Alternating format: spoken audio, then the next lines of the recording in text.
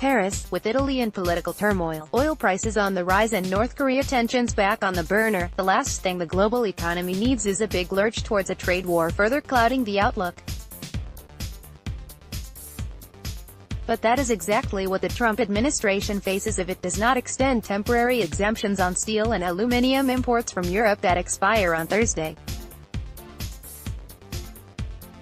The Europeans have opportunities for last-minute diplomacy when the Organization for Economic Cooperation and Development holds its annual Ministerial Council in Paris on Wednesday. For his part, French President Emmanuel Macron is due to make the case for breathing new life into the international economic order in a speech before the OECD on Wednesday. But there are few signs of U.S. appetite for that ahead of talks between U.S. Commerce Secretary Wilbur Ross and EU Trade Chief Cecilia Malmström on the sidelines of the OECD meeting. The question is, how can we accept a situation where the Americans manage their dialogue with a rival like China the same way as with their allies without special treatment for being a U.S. ally, a senior French diplomat said. Even before Trump raised the specter of import tariffs, trade flows faced an increasing number of restrictions as economies struggled to get back on their feet following the global financial crisis of 2008-2009. G20 economies have put up 1,400 new trade restrictions over the last decade against only 200 liberalization measures during the same period, according to an OECD tally.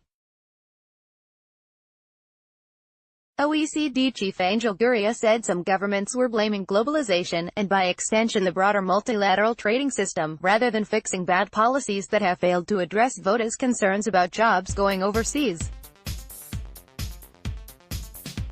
Globalization does not have a face, globalization does not have a neck from which you can hang it, so you use a proxy. The closest proxy is multilateralism, Gurria told journalists. Advertising there is little prospect for a quick fix in the trade standoff between Washington and its allies after the Trump administration opened a new front on Wednesday by also threatening tariffs on auto imports. U.S. Treasury Secretary Steven Mnuchin will likely take flak over trade threats from his counterparts from other members of the Group of Seven economies when they meet in the Canadian Rocky Mountains on Friday and Saturday. Data clues the prospect of a trade war is particularly a concern in Europe, where the economy is already losing steam, complicating the European Central Bank's return to more conventional monetary policy as rising oil prices drive inflation higher.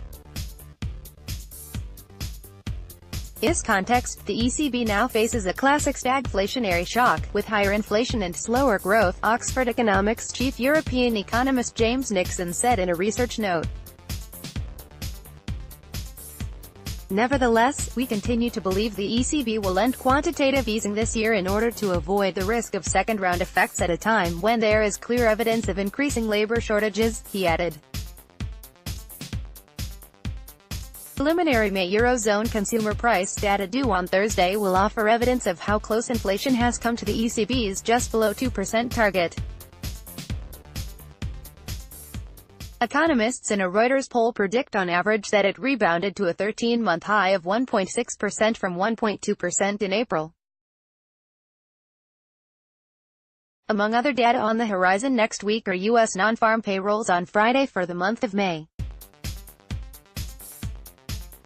Economists polled by Reuters forecast on average the world's biggest economy added 185,000 new jobs this month, up from 164,000 in April.